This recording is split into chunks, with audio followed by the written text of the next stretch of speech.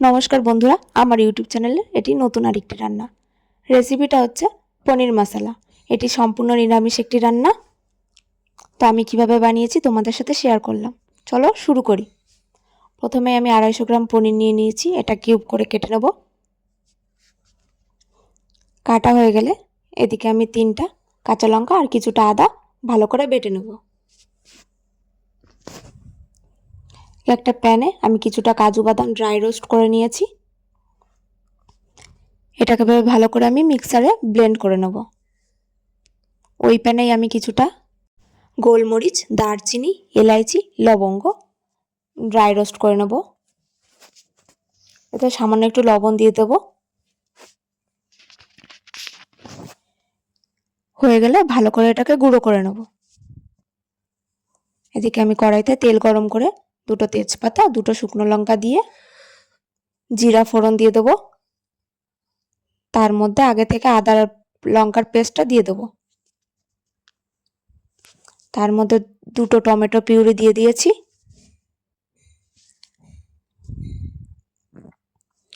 আর ওই পনিরটা আমরা ভেজে জলে ভিজিয়ে রেখেছি সফট হওয়ার জন্য। মশলাটা ভালো করে কষাতে থাকবো। তেল ছেড়ে আসলে এর মধ্যে আমি হলুদ আর স্বাদ মতো লবণ দিয়েছি আর কিছুটা চিনি দিয়েছি টমেটোর টকটাকে ব্যালেন্স করার জন্য।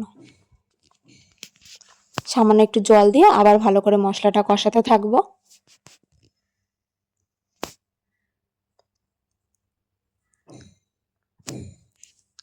মশলাটা আমাদের হয়ে গেছে। এবার এর মধ্যে পরিমাণ মতো জল দিয়ে দেব।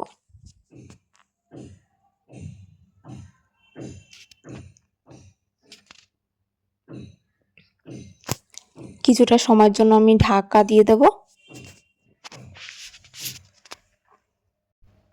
এবার এর মধ্যে পনিরগুলোও দিয়ে দিলাম।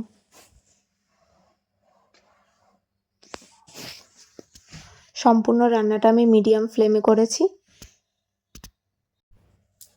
এটা আমাদের অনেকটা হয়ে এসেছে। এবার এর মধ্যে আগে থেকে করে রাখা কাজু বাদামের পেস্টটা দিয়ে দিলাম।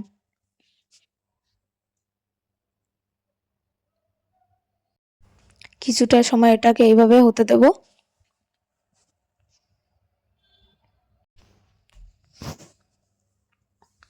গ্রেভিটা হয়ে এসেছে।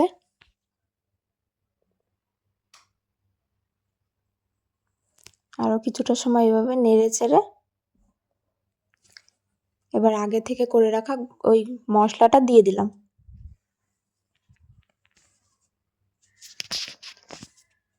এর উপর দিয়ে কিছুটা ধনেপাতা ছড়িয়ে দেব। আমাদের রান্না হয়ে গেছে। রেসিপিটা কেমন হয়েছে অবশ্যই জানিও এবং লাইক ও সাবস্ক্রাইব করে দিও। ধন্যবাদ।